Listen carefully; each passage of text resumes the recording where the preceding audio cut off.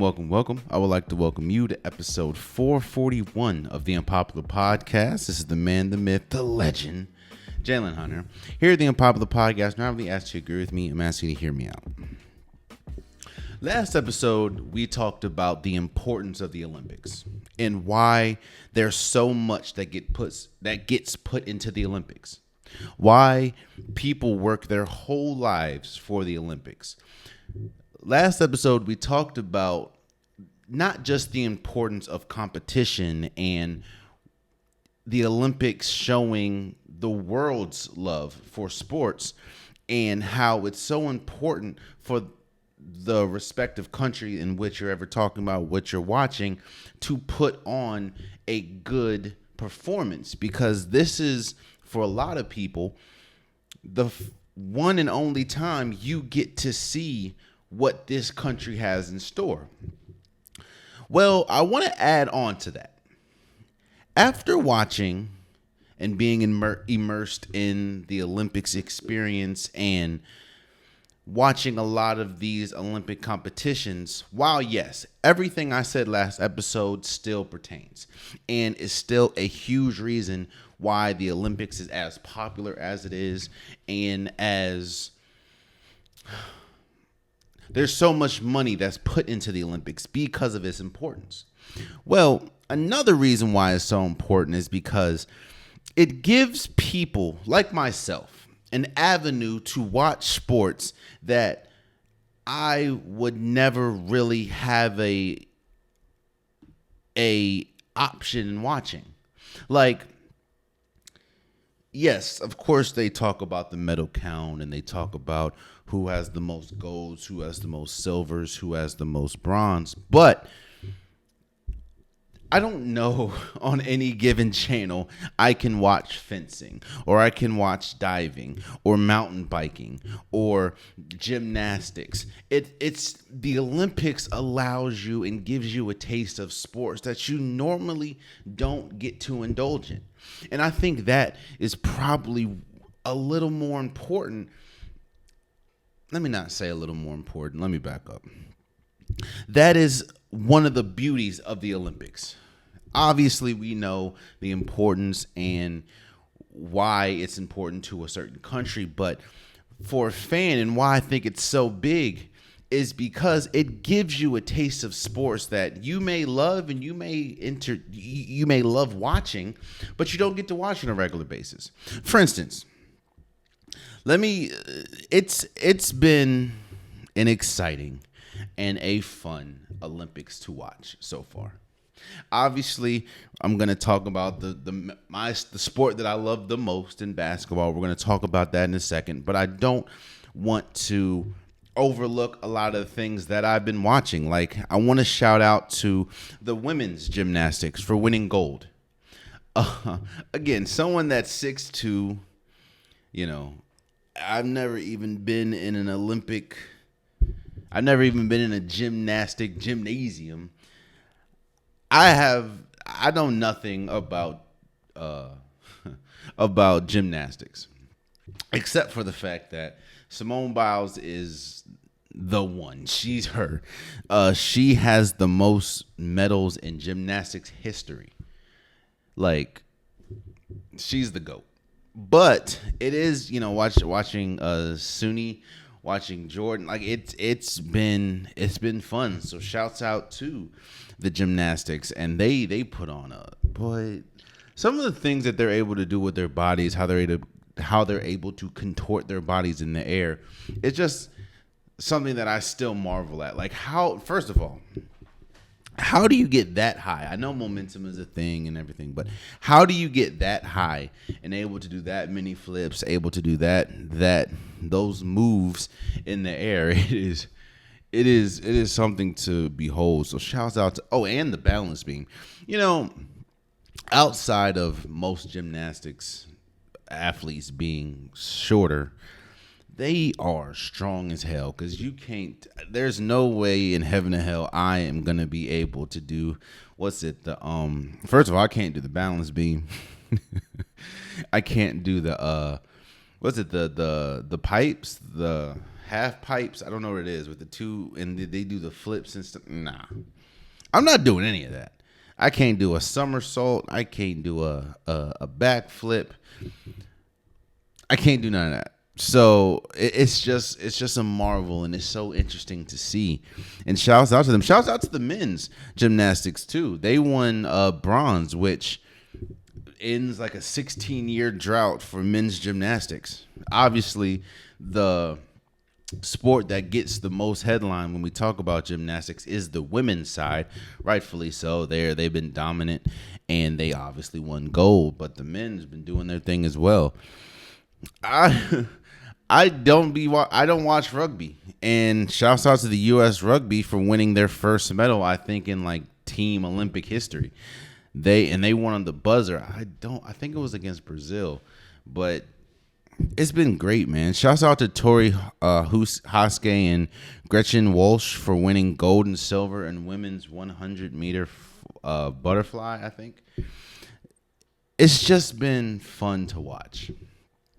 Shouts out to every single person that has won a Olympic gold or Olympic medal. And that's another thing that I have to fight with. Let me PS this. People that know me, they know that I'm very competitive in whatever I do. That's just how it was. I was raised to be competitive, and I have I'm over here watching people. It's not as bad anymore because I have to put another perspective shade on, right? I'm watching people celebrate winning silver, winning bronze, and I'm like, all right, I mean, it ain't gold. Like, Ricky Bobby said it best, man. Second place is the first loser. So, like, that's kind of how I saw things at first, but then I had to sit back and be like, well, first and foremost, these are multiple countries. These are hundreds and hundreds of countries that are trying to compete for something. And whether you're first, second, or third, you are the either first, second, or third best in the world in whatever you medal in. So I have to put that into perspective when I'm like, damn, well, America doesn't have the most golds, they have the most bronze, but that's third place. But I still have to be like, well, okay, but I mean, you're still going against countries that are, So shouts out to everyone that wins a medal, because again, these athletes work their lives for.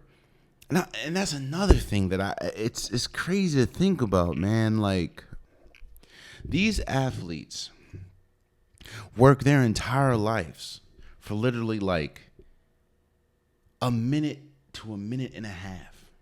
Like, if you combined, when we talk about gymnastics, if you combine all 4 rounds, I think there's like the dancing part. I think that's called freestyle. You got the balance beam. You got the mount where they jump off the little thing and do flips. And you have the bars. You put 4 of those together, you're pretty much looking at what? Probably a minute to 2 minutes. You work your entire life, 4 years at a time, to be the best you can be for 2 minutes. That is insane to me, bro. Or swimming. Like I said, Tori, I hope I didn't say her last name wrong. I apologize if I did. But Tori Hoske, you train and train and train for a 100-meter fly, which is literally like 45 seconds. And that's on the slow end.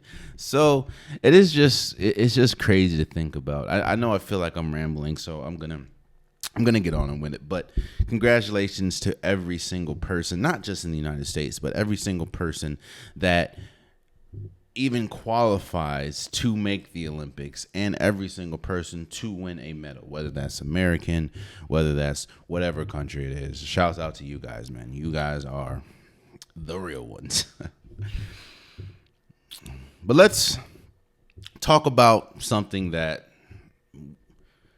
obviously staying with the Olympic theme, we're going to talk about something that just wreaked havoc on social media, and that is Jayson Tatum and Tyrese Halliburton, but mainly Jayson Tatum not playing in Team USA's first official game against Serbia.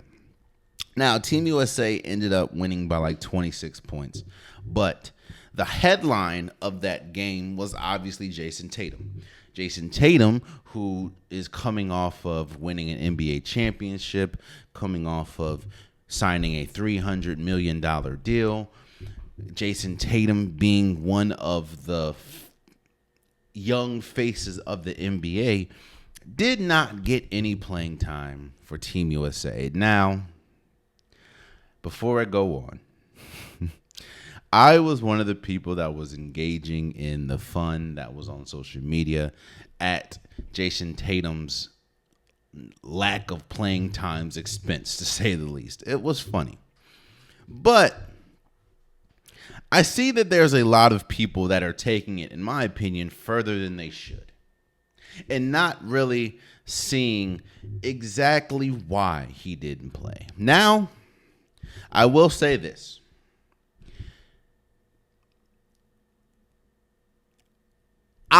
If I was the coach for Team USA, there's no way that I am not playing Jayson Tatum.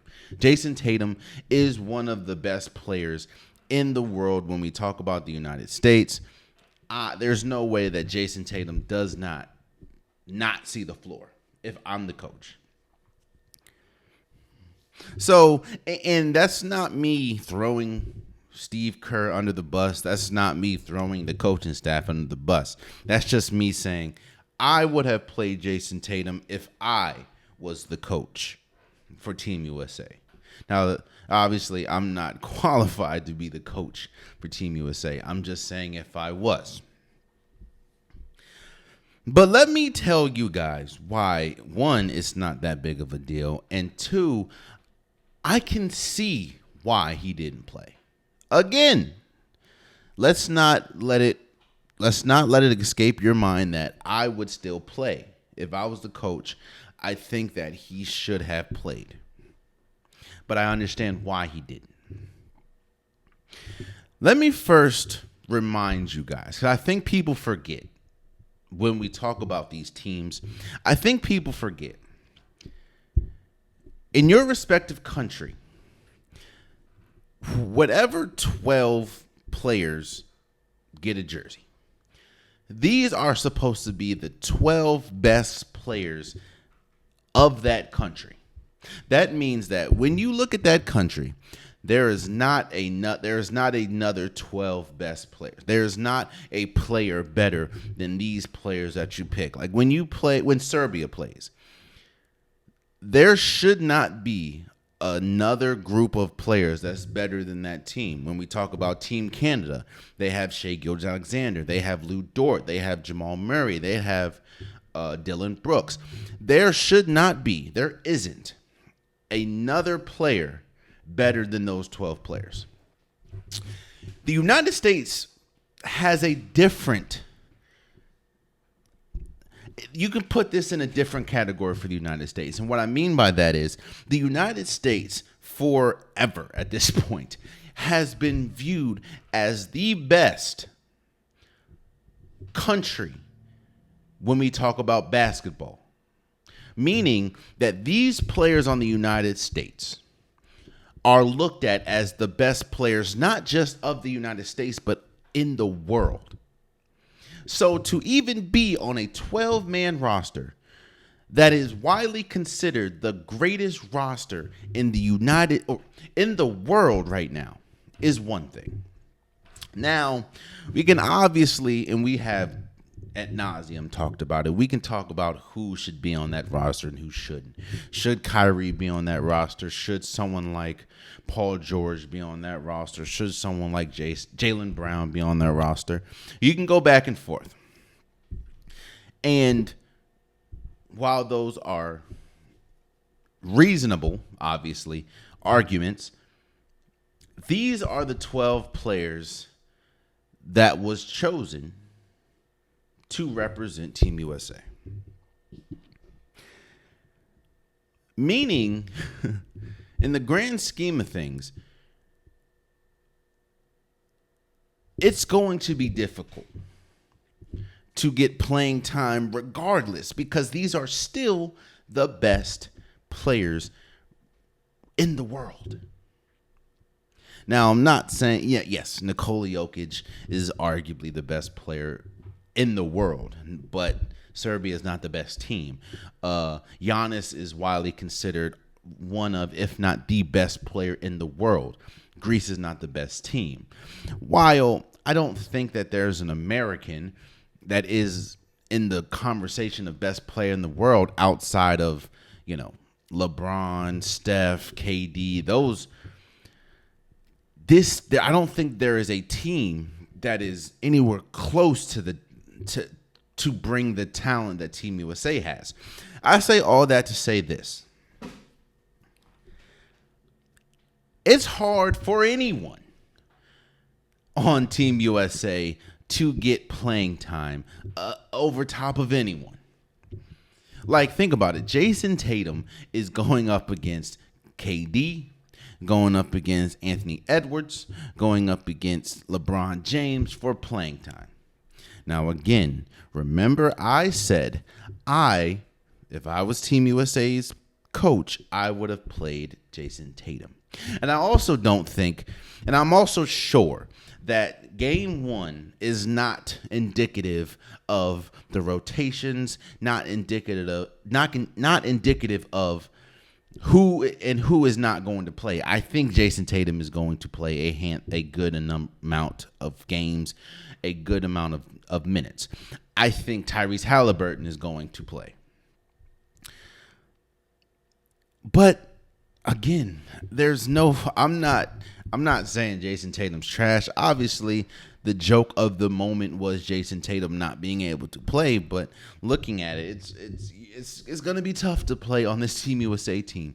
This Team USA team is in conversation as one of the greatest teams Team USA has ever assembled. Think about that. We have the Redeem Team, LeBron, Kobe, D. Wade, Dwight Howard, Carmelo Anthony.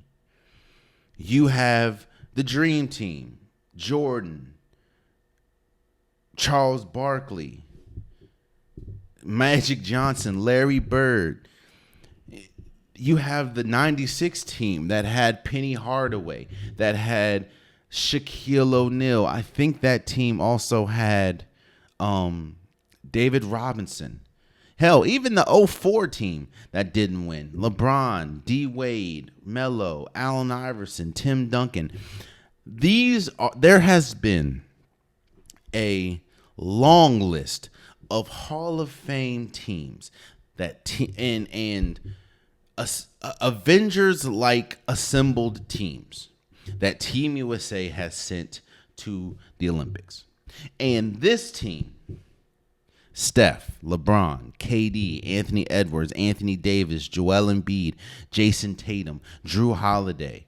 This team is in the running for the greatest collection of talent that Team USA has ever brought. So it is no fault of his own. And it is, while yes, it is funny in the moment, I wouldn't look at Jayson Tatum not playing as a big deal, especially one game. Now, let's talk about that one game. I've talked about this before. Every game has a game plan. In every game, there's different ways, different formulas that you could implement, that you could do to help you win a game better.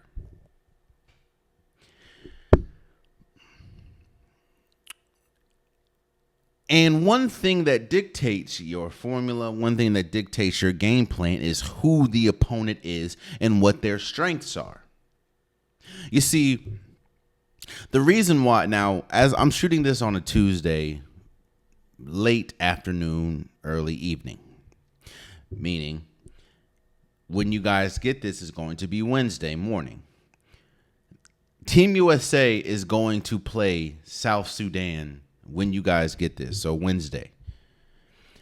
I am almost 100% sure that if there was no backlash from fans, from people watching the game that had something to say about Jayson Tatum not playing against Serbia, if there was nothing, if nobody said a word, I am almost 100% sure Jayson Tatum would be playing for South Sudan or would be playing against South Sudan.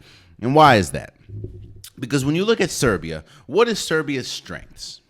Serbia's strengths is obviously Nikola Jokic. They have really skilled bigs, and they're a physical team. They like to shoot threes, and they like to get in the paint. Well, you need players that are bigger. You need players that are taller. You need players that can protect the paint, i.e. a Joel Embiid, i.e. an Anthony Davis, i.e. a Bam Adebayo, i.e. a LeBron James. And you have KD going crazy. But KD is also 7 feet, no matter what he tells us. So what I'm saying is the game plan makes it hard against Serbia, makes it hard for Jayson Tatum to see the floor, especially when you see how good Kevin Durant's playing. Now, I'm sure if Kevin Durant came out and didn't play as good as he was, seeing as though he hadn't touched the floor in weeks, I'm almost sure if KD didn't have the game of his life, pretty much, Jayson Tatum would have played. But you see KD going crazy. You don't want to stop that. Well, South Sudan is much different than Serbia. South Sudan's strengths are at the wing position. They like to attack the paint. They have a lot of lengthy wings, which means Jayson Tatum is going to be uber important because South Sudan is going to attack the wings. You're going to attack KD. You're going to attack LeBron James. You're going to attack a Drew Holiday and Anthony Edwards. Well, that allows Jayson Tatum to be more important for the team. I'm saying all this to say this. I see people talking about it. I see think pieces about it. Was it disrespectful? This, that, and third. Again, I would have played Jayson Tatum if I was Steve Kerr in game one. But no, I do not think it is a huge deal that Jayson Tatum didn't play game one. And I also don't think that game one is going to look exactly like, or I don't think every game is going to look exactly like game one. Meaning, I think Jayson Tatum is going to play a handful, a good amount. Also think Tyrese Halliburton is going to play a good amount. It's very difficult to find room on a team this stacked. We have to remember, bro, this is supposed to be the best team that the United States has to offer. And with the United States being looked at as a superpower in basketball, it is this team is widely considered one of, if not the best team in the world. So it's going to be very difficult to get any playing time. I don't think that it is a referendum or a shot at Jayson Tatum. I just think it is what it is, man. But I think Jayson Tatum is going to play. I don't think it's that big of a deal that a lot of people are making it out to be. But I do understand the fun that was had. Shouts out to Team USA for beating Serbia. Shouts out to the women's side for beating, was it Japan? I think they beat Japan. And boy, let me tell you something. If you ever needed an example of how important height is to a team, just go look at Team USA against, I think it was Japan in the first game, and look how dominant Angel Wilson was. Look how dominant Brittany Griner was on the boards. Look how dominant Breonna Stewart was in transition. It was a sight to see, I'll tell you that. But again, shouts out to every single person that is going to medal. And shouts out every single person that goes to the Olympics as an athlete. Again, we're all watching you guys. So it ain't like we're good enough to be over there. So shouts out to every single athlete that was able to be in the Olympics. And let's move forward.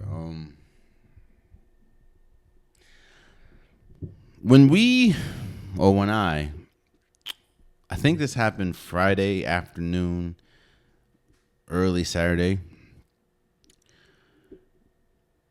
Jordan Love gets paid, a 4-year, $220 million contract extension, making him, I think, one of the highest, if not the highest paid player. Oh, he's tied for the highest paid player in NFL history,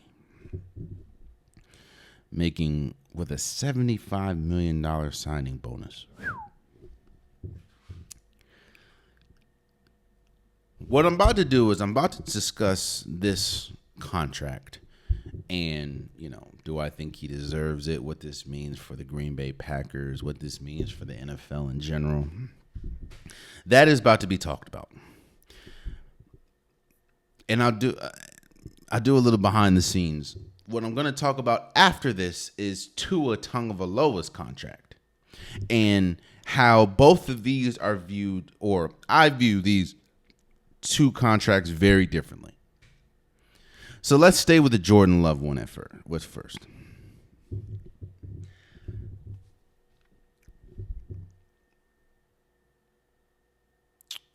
When you follow a legend,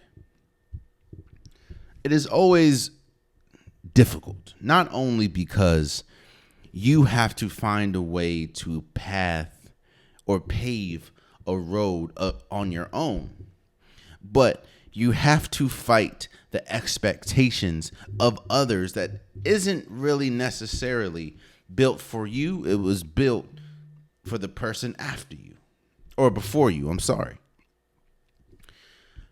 We talk about it a lot. It's very tough replacing a Coach K because of the legacy that he leaves. It's very tough replacing a Nick Saban at Alabama because of the legacy he leaves. Well, it's extremely difficult replacing someone like an Aaron Rodgers because of the legacy he leaves in Green Bay. Aaron Rodgers, no matter how you feel about his personality, no matter how you feel about some of the ways that he responds to things, some of the things that he does off the field, Aaron Rodgers is widely considered one of the most talented quarterbacks the NFL has ever seen. And this is somebody coming off of replacing Brett Favre, who I'm not going to talk about all the off the field stuff. What I will say is on the field, he's one of the most successful, one of the widely regarded best quarterbacks we've ever seen. So you're replacing the legend of Brett Favre, you're replacing the legend of Aaron Rodgers, and for Jordan Love, it's very difficult to pave your path. And I think that's one reason why he got paid this extension. You see, there's a reason why somebody does what they do. A lot of times those reasons are different, but there's a reason why the Packers felt the need to sign Jordan Love to a contract like this. And if you want to continue the whole behind the scenes thing, we're going to talk about the reasons that Tua got paid and if I feel those reasons are suffice. But for Jordan Love, we've seen the highs. We've seen how good Jordan Love can be. I mean, we saw him thoroughly outplay Dak Prescott in the playoff game against the Cowboys. We've seen how Jordan Love, for a good portion of the season, was one of the best quarterbacks as far as the first three quarters. Now, we also saw that he was one of the worst quarterbacks at times in the fourth quarter as far as turnovers, as far as late game rallies that didn't happen. But those to me are growing pains. You see, Jordan Love got paid because of the potential that we've seen. The potential is there's a reason why there's a lot of people that are extremely high on the Green Bay Packers this year coming up. A lot of it is because of Jordan Love. I don't think the major reason why he got paid was because of that playoff win, but that was the cherry on top. To play like that, and honestly, they should have won against the 49ers, but they didn't. I think Jordan Love has all the... You see, there's going to be people... Let me back up for a second. There's going to be people that look at what I've said, especially early on, and think that I was one of the people bashing Jordan Love. They're probably going to sit back and listen and think that I was a Jordan Love hater. I just was not in Jordan Love's corner.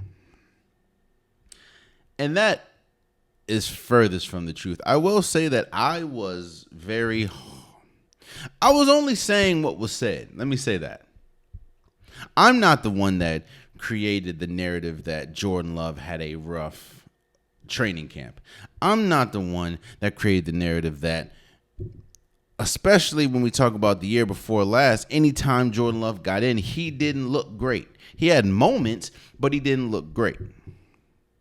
I'm not the one that created the narrative saying that it's going to be very tough for Jordan Love to live up to the legend of Aaron Rodgers, especially with, at the time, Aaron Rodgers still playing. Now, yes, Aaron Rodgers still plays, but we know he was out 4 plays into the season last year. I wasn't the one that made that narrative. I was just saying what people were saying, and I agreed to the sense of I was only making opinions off of what I saw. And anytime I saw Jordan Love before last year, it looked like a person that was not prepared for the moment. Maybe he wasn't prepared for the pressure. He wasn't prepared for whatever team he was playing. It just seemed like he wasn't prepared. Now, I will give Jordan Love all the credit. Last year, he played much better than I expected him to play. And he got the money the extension that he signed was mainly for potential, because the potential is quite high, especially after what I saw last year, or after what we saw last year. The potential is extremely high. I think Jordan Love has the potential to be a top 5 quarterback in the NFC. I know I saw Dan Orlowski's list, and Jordan Love may be a top 5, might be, I don't know, but I'm not picking Jordan Love. There's no way that you can talk about a top 5 quarterbacks in the NFC and not have Jalen Hurts, and not as much as we talk about him as much as Dak Prescott. That's just me. But I think the Packers were very smart into giving this extension. Now, obviously, people are going to hear it's tied for the highest paid player in NFL history, and that is such a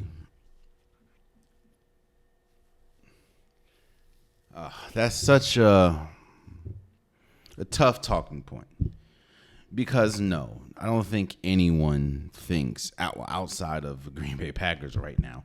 I don't think anyone thinks that Jordan Love is good enough to be the highest paid player in the NFL. No, especially when you see some of the quarterbacks that are still in this league.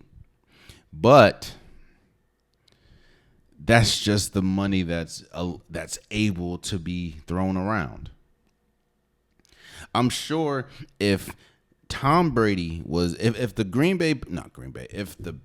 Patriots were able to throw Tom Brady $220 million, I'm sure he would have signed it multiple times. I'm sure at the time, if the Cincinnati Bengals was able, if the Green Bay Packers were able to throw Aaron Rodgers $220 million, they would have done it. But because of the salary cap, because of TV deals, because of just how much money is increased, there's a reason why almost every contract you see now is highest of all time, you know? So I think that this shouts out to Jordan Love. You're only as good as what you can negotiate. And let me not say that. You're only worth what you can negotiate. And obviously, he was able to negotiate 4 years, $220 million. So, shouts out to him. I think there's a lot of expectation. And I think the real expectation now comes in now that he had his contract. And this contract, same thing with Trevor Lawrence, same thing with Lamar Jackson. These contracts aren't the expectation. Obviously, everything that goes on with Green Bay, that's a little different. But most of the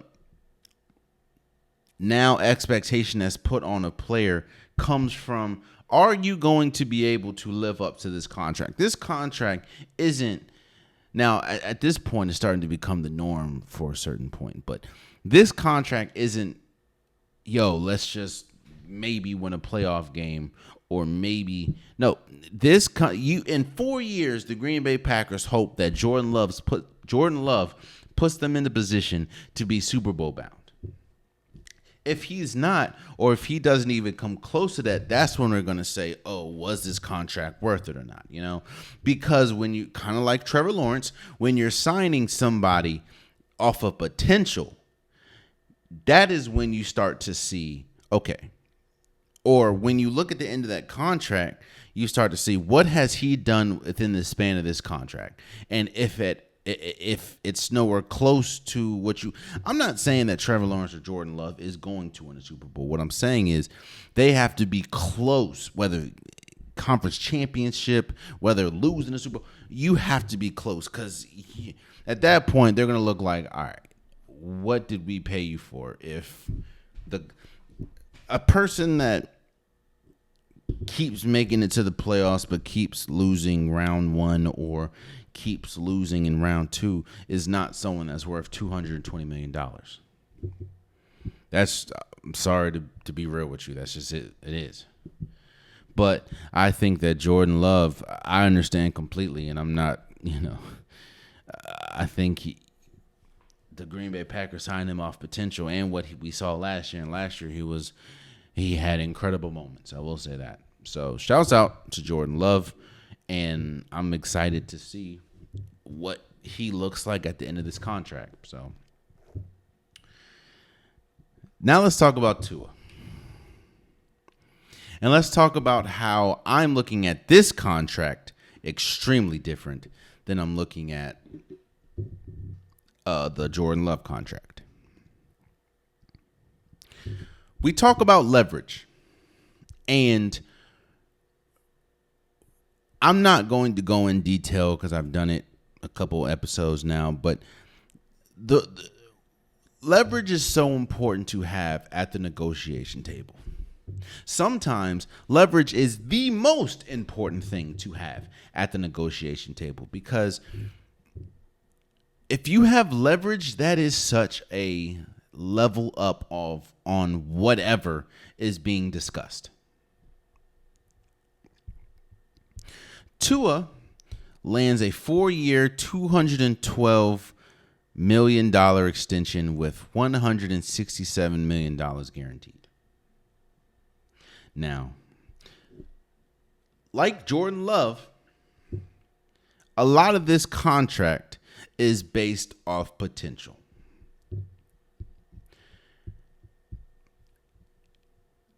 Let me first talk about why I understand and would have paid Tua the amount that they paid him.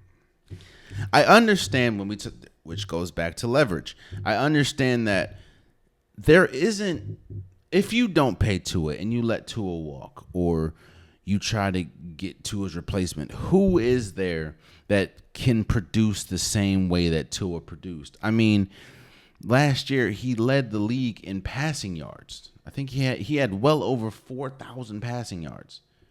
Now, obviously, you can attribute that to having Tyreek Hill, who I think finished with like 1,700 yards. You can talk about having Raheem Morse, so you can talk about Jalen Waddle. Yes. But you still have to get them the ball. And Tua led the league in passing yards. So I understand it's like, okay, if you don't want to pay Tua, who are you going to get? Who is out there that has shown the ability to produce the way that Tua is able to produce at his best? I don't think there's really anybody out there, nor do I think that there's anybody coming in the draft that has the same potential that Tua has. So in that case, I understand why you pay him, because there ain't nobody, which is the leverage that Tua has. My leverage is, you see what I've done, and who else, if you don't want to pay me and you let me walk, who else can do what I do? Same thing with Dak Prescott. I'm not going to talk about the Cowboys much of any in this episode, but Dak has a lot of leverage, kind of like Tua. If not me, then who? So in that instance, in that case, I understand completely why the Dolphins paid him this. I also know that you don't want to mess up, kind of like bringing in a new offensive coordinator, a new defensive coordinator, a new coach. You don't want to completely restart an offense when your offense is still as good, as prolific as the Dolphins were. And like I said, just like it would be if you replacing a quarterback is the same level as replacing an offensive coordinator, defensive coordinator. You have to teach them your cadence. You have to, the quarterback has to get familiar with the receivers and the offensive line. It's just, if you don't have to replace a quarterback, you do not replace a quarterback. And the Dolphins found themselves in a position that you didn't have to. And Tua is still, I wouldn't consider him a top tier quarterback. He's still a good enough quarterback where if he's on your team, especially someone that's able to lead the league in passing yards, I wouldn't replace him if I didn't have to. So those are all the reasons. Well, I guess, and lastly, Tua isn't bad. Like, it ain't like we're paying a scrub. It's not like we're paying someone that led the league in interceptions last year, or someone that didn't have double-digit touchdowns. You're paying someone that is still a really good player. So, and those are all the reasons why I understand, and I would, if I were the Dolphins, have paid Tua what they paid him. Now let me hop over the other side of the fence.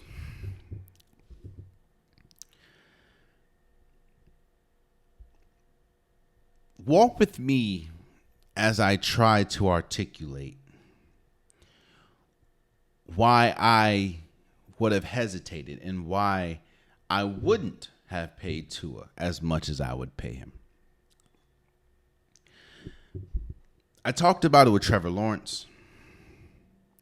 I also slightly talked about it when I talked about Jordan Love just now.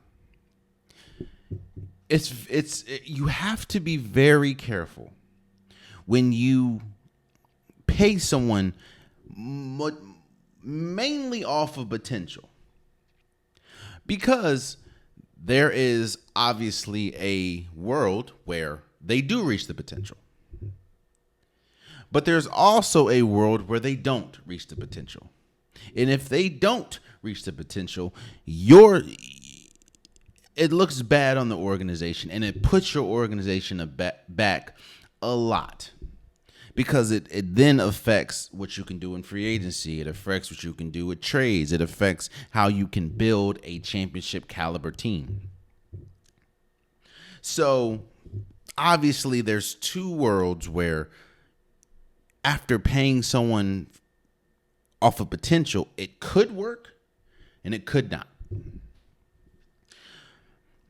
When we talk about Tua Tagovailoa, the reason why I would not pay him for potential is because I've seen his history. You see, Trevor Lawrence doesn't have, he's been injured in the past, but he doesn't have an extensive history of injury.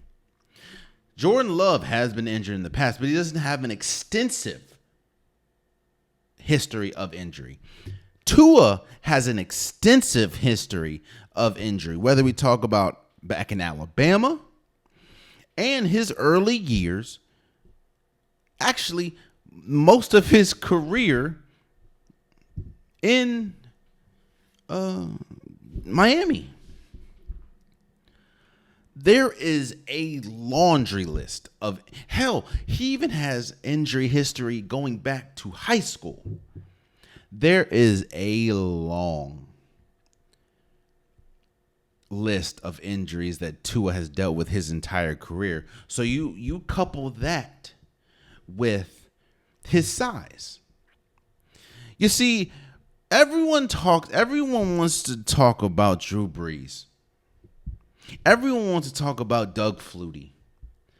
And everyone wants to connect. When you're talking about a smaller quarterback, same thing we saw with Bryce Young in the draft or pre-draft, in the draft, in his first year. When you're dealing with a smaller quarterback, everyone wants to look at Russell Wilson. Everyone wants to look at Drew Brees and say, that's their comp. They can be as good as that. Well, what happens when you're not? You get a season like we got with Bryce Young. Now, a lot of it with Bryce Young obviously was the pieces that was around him. Didn't really give him the best opportunities to succeed. But what happens when you're Tua and everything around you has given you the best opportunity to succeed? You have arguably the best offensive core in football. You have one of the best, most retooled offensive lines in football. You have an incredible mind on the offensive side of the ball when we talk about head coach. Everything that Tua has been given has been remarkable. Again, Tyreek Hill is widely considered one of, if not the best, wide receiver in football. Jalen Waddle is one of the best number twos in football. Raheem Mostert is one of the best running backs in football. Definitely one of the fastest, especially when we talk about Achane. So, you couple, or you combined the pieces that Tua has had, along with his size, which if we want to say, hey, that's Drew Brees, that's the next Russell Wilson, we should have seen success by now. But we haven't. In fact, there is still a strong narrative that Tua and the Miami Dolphins cannot win in the postseason away from Miami. In fact, there is a strong narrative that Tua can't get it done in the big moments. So you're paying someone for potential, which is mainly what this Tua contract is. But everything that we've seen bodes we might want to hold off on that because maybe we've seen the best of Tua. And if we have seen the best of Tua, this is a terrible looking contract. Because if we've seen the best of Tua, if the best of Tua is lead the league in passing yards in the regular season or be amongst the league leaders in passing yards in the regular season, yet once you get to the playoffs, it crumbles every time, that is not a $212 million man right there. But again, I do understand why you would make the move. I understand when you have, the leverage. Tua had all the leverage because, again, there's nobody on the market right now that is as good as, that is as good as Tua or could be as serviceable as Tua. But getting on the other side of that fence, I don't think Tua has done anything to prove that his potential is higher than what we've seen. Especially seeing as though if we are talking about his potential being higher than what is seen, there has not been any evidence to bold that it's going to happen. Because again, this is yet another year where Tua has had a really good regular season. Now, yes, I think the one before was marred by injury when we talk about concussions and everything, but this is yet another year where Tua and Tua having a plethora of weapons on the offensive side of the ball. Last year was yet another year where he didn't even. We can talk about the debacle of the ending of the year, which could have had teams going to Miami to play, but no, they couldn't finish it out. Then they had to go. They couldn't beat Buffalo at the end of the year, so they had to go to Kansas City, and you saw what happened. Now, this isn't me saying, this isn't me upset that Tua got paid. This isn't me saying that Tua didn't deserve to be paid. I wouldn't say that. I want to see every person get what they feel they're deserved. And obviously, he felt, as well as the Dolphins felt, he was deserved $212 million. Shouts out to him.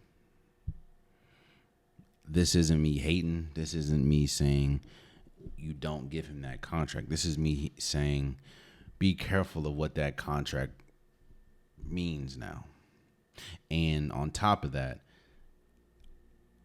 I will be the one to say I don't think that what we've seen Tua, and honestly, I don't even know if his potential, because Tua has looked pretty consistent.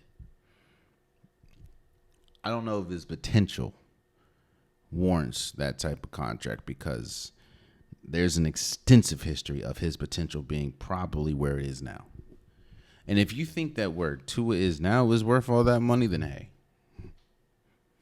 I just don't. But again, I'm not the one handing out contracts, so shouts out for Tua for getting paid as much as they paid him. Shouts out to you, brother. Lastly, before we go, I want to dive into a topic that I want to talk about, and that is I want to give my review on the Deadpool and Wolverine movie. Now, understand that this is my opinion. And this ain't no spoiler, nothing. This is just me giving my honest opinion about a movie. I will never say that I am a movie okay, I love movies, but I'm not as, I don't want to disrespect them, but I'm not going to call myself a Marvel nerd as much as some people. Like, I'm not as enthralled, or I'm not as, let's say, submerged in superhero lore like other people, like the Escape Pod. I know a lot of you guys probably seen them on TikTok, and shouts out to them. They have, if you want those two guys, I don't remember their names, but the Escape Pod. If you want everything sports, go or not sports, everything like superhero and stuff, and you want funny banter between two guys, go check out the Escape Pod. Or I know someone that's really big into comics and superhero stuff is, what's his name, King Lion or something. He's on TikTok as well. Shouts out to them. I'm never going to say or compare my comic book compare my superhero knowledge to those guys. Those guys are on a whole nother level. Shouts out to them. I don't think I'll ever be on that level. I am just a person that I love superhero movies.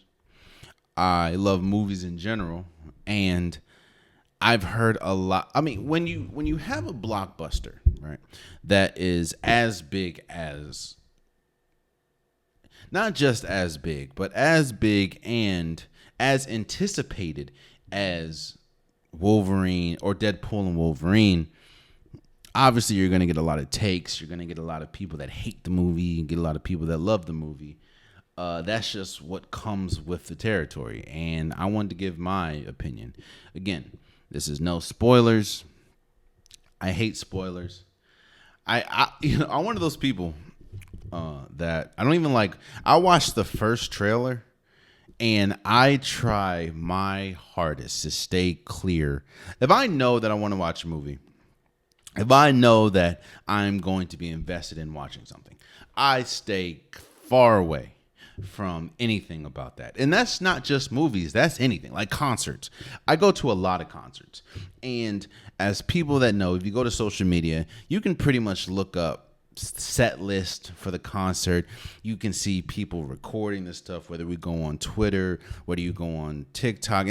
If you're not the first stop of the concert, you can go and see everything that the concert has to offer if you're on social media. So what I try to do is I like being surprised. I like going in there green. I like not knowing anything. And that, just like my concerts, I like that with my movies. So I will watch a trailer. I watched the first trailer. And I'm not going to watch another trailer. If I see a lot of people start talking about it, I'm going to mute the engagement on social media. I want to be as green as possible going into the movies, going into anything that I'm anticipating. And that's how it was with Deadpool and Wolverine. Now, so I say all that to say this ain't gonna be no spoilers. I'm not gonna spoil nothing for nobody. I'm just gonna give my take. Obviously, I'm a big fan of Marvel. I'm a big fan of superhero movies.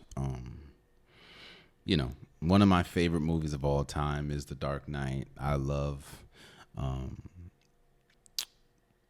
The Avengers. I love the first Deadpool. Like, I love superhero movies. And I think because I'm not such a lore-heavy fan, I'm not such a fan that the movies have to be exactly the same as the comic books or whatever. I'm not someone that is heavily critical on movies, especially when we talk about Marvel, especially when we talk about superhero movies.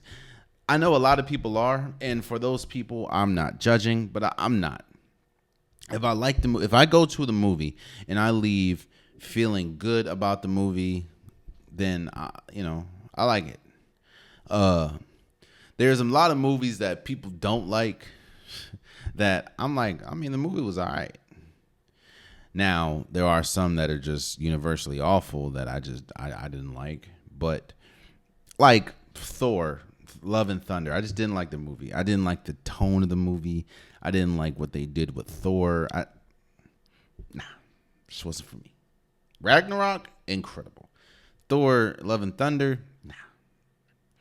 So I'm not as overly critical, but I like what I like. And Deadpool was one of those movies that, and one of those characters that obviously it brought a different.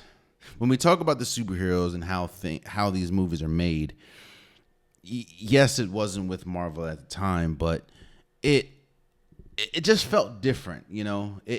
When we talk about those edgy superheroes like Punisher, like Daredevil to a certain extent, and Deadpool, I'm not looking for the same level of, you know, I don't know how to say it, maybe Marvel-esque. I'm not looking for the same level of care that a Spider-Man movie would have, or a Captain Marvel, or a Iron Man movie. So I was a little nervous seeing that Daredevil was obviously, this was the first movie that was under the MCU umbrella. Now, the MCU umbrella has been taking a lot of hits recently, obviously, with some of the releases coming out, whether we talk about Secret War, whether we talk about Ant-Man Quantumania, whether we talk about the whole Jonathan Major situation. Marvel has been taking a hit, and they have not had the best. They haven't put their best foot forward on some of these projects. So I was a little skeptical.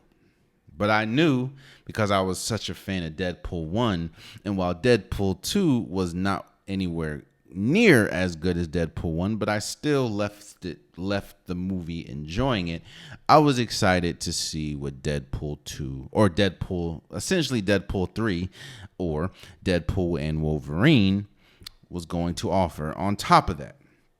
This was also the first quote-unquote movie under the Marvel umbrella that is X-Men. And kind of like what I was talking about, Logan, the movie Logan, which is not technically a Marvel Studios project, that is one of the best superhero movies technically of all time, in my opinion. The tone of that movie, the seriousness of that movie, the way that Hugh Jackman pretty much played and concluded the character of Wolverine, I will say is almost second to none.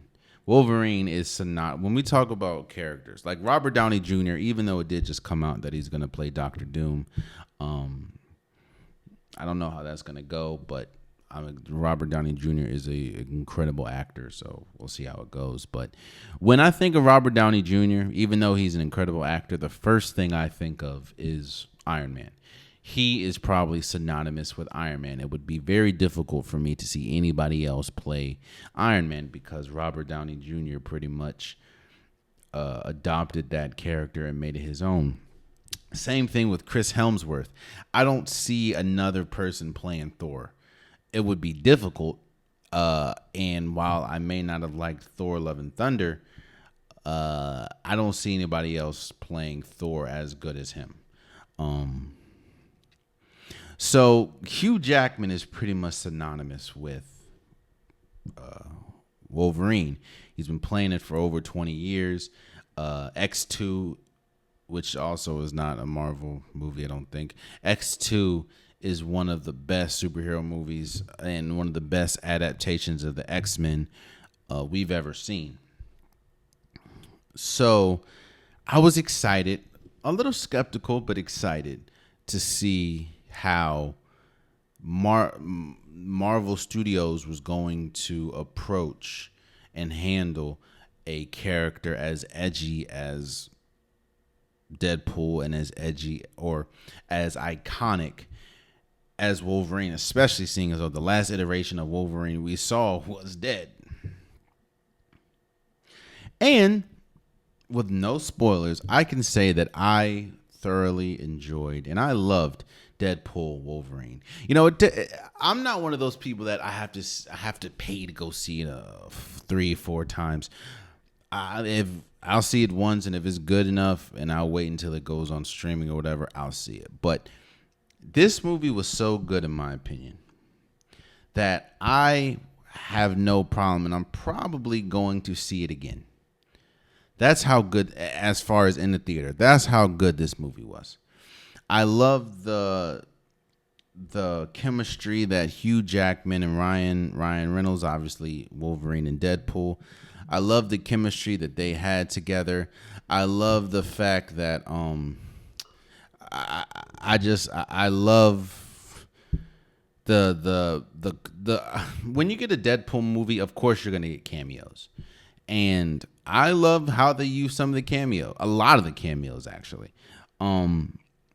This was a lot fun. See, one of the biggest reasons why I didn't enjoy Deadpool 2 as much as I enjoyed Deadpool 1 is because a lot of the jokes, in my opinion, didn't land for Deadpool 2. Like, I loved the Cable character. I loved Domino. I liked the movie Deadpool 2, but they leaned so heavily on the jokes, obviously so, because that's just how Deadpool is.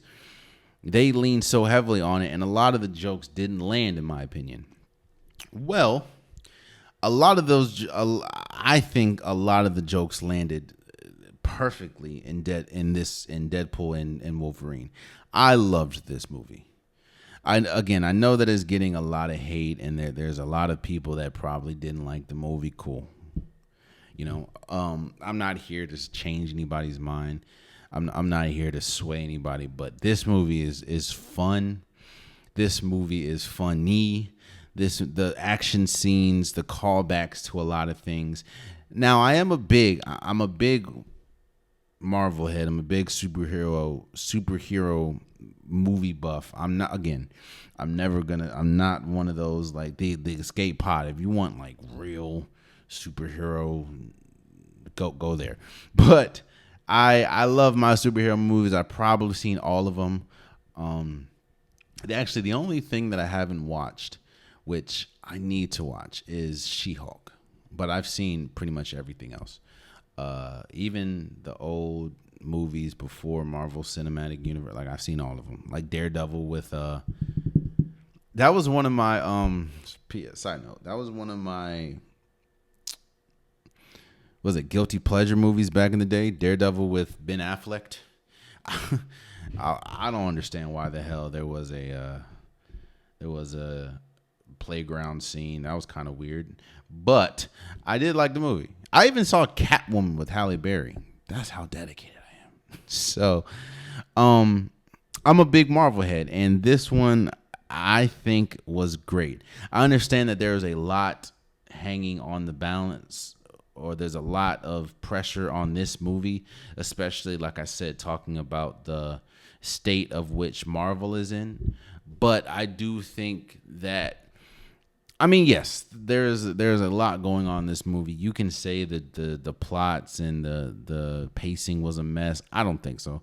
I think the story was kind of a mess. It went all over the place. But I did enjoy this movie. If I was going to give it out of a 10, I'd probably say 8.5, 9 out of 10. I loved this movie. Now, again, I'm not someone that's as critical as others. Like, I loved all of the Spider-Man movies. Even, was it Far From Home? The one that had, they were in Paris. I thought that was great. It had Mysterio. I know a lot of people didn't like that. I thought it was great. But, yeah. Deadpool and the Wolverine. I loved it. Hugh Jackman was great. Ryan Reynolds was great. All the cameos was great. The fight scenes were incredible. It was funny, and that's the thing. That I don't think Deadpool 2 was that funny. This one was funny. I loved everything about it, and I'm excited to see how X-Men is going to be, because X-Men 97 was also great as well. So Marvel is doing their thing with X-Men at this point. I'm excited to see with Wolverine how X-Men is going to be incorporated, as at least the live action version of X-Men is going to be incorporated in the Marvel universe. I'm excited to see moving forward how Deadpool is going to be incorporated in the Marvel universe. Is he going to be in the new Avengers? Was it the Avengers Doomsday? I'm excited, man. This movie was great. I give it an 8.5, 9 out of 10. I don't know if that helped anybody. I just felt like giving my review. I thought it was really good. Really, really good. So, And there you have it, man. That's been today's episode of the Unpopular Podcast. I truly appreciate you guys. If you want an Unpopular Podcast shirt, hoodie, sweater, long sleeve joggers, the link is in the description below. I have multiple different colors, multiple different designs. Get your Unpopular Podcast merch today. Also, please subscribe to the YouTube channel. I'm trying to reach as many subscribers as I can, and anything will help. If you like what you're seeing, tell a friend to tell a friend to tell a friend. If you like the content, please subscribe. It means so much.